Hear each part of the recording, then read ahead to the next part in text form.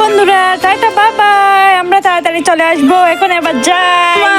ও বাবা, আমার যে প্রচন্ড পেট ব্যথা করতেছে, আমাকে এখান থেকে নিয়ে যাও। এই যে ফাজিল বদমাশ ছেলেটা আমার স্ত্রীর সাথে একটু শান্তিতে বসতে দিচ্ছে না, যা তোকে আজকে জলের মধ্যে ফেলে দিব। বাবা, তুমি আমার সাথে এরকম করিও না, তুমি আমাকে জলের মধ্যে ফেলে দিও না প্লিজ। নো, এখানে তো তুমি মাছটা জালের মধ্যে বাচ্চা নিয়ে আটকে গেছে, আমাকে যে করে হোক ওদেরকে আগে বাঁচাতেই হবে। বন্ধু তুমি মাছ, তুমি তাড়াতাড়ি জাল থেকে বের হয়ে যাও। এবার তোমার পিঠে করে আমাকে একটু ডাঙায় পৌঁছে দাও না প্লিজ। মজা কি মজা, তুমি মাছ বন্ধু আমার, আমি এখন চলি, বাবাই। ভাবি বসি না থেকে আমি দেখি তো একটু নিজে নিজে উঠতে পারি কিনা। বন্ধু আমার, আমি তো উঠতে পারি না, আমার খুব ক্ষুধা লাগছে, আমাকে তুমি কিছু খেতে দাও। বন্ধু আমার, আমারও খুব খিদা লাগছে, চলো দুই বন্ধু মিলে একসাথে মাছটা খাই। মা, এটা কি হয়ে গেল? আমার বাসার আরেকটা বাচ্চা কই গেল? যাই হোক, একটু খুঁজে নিয়ে আসি।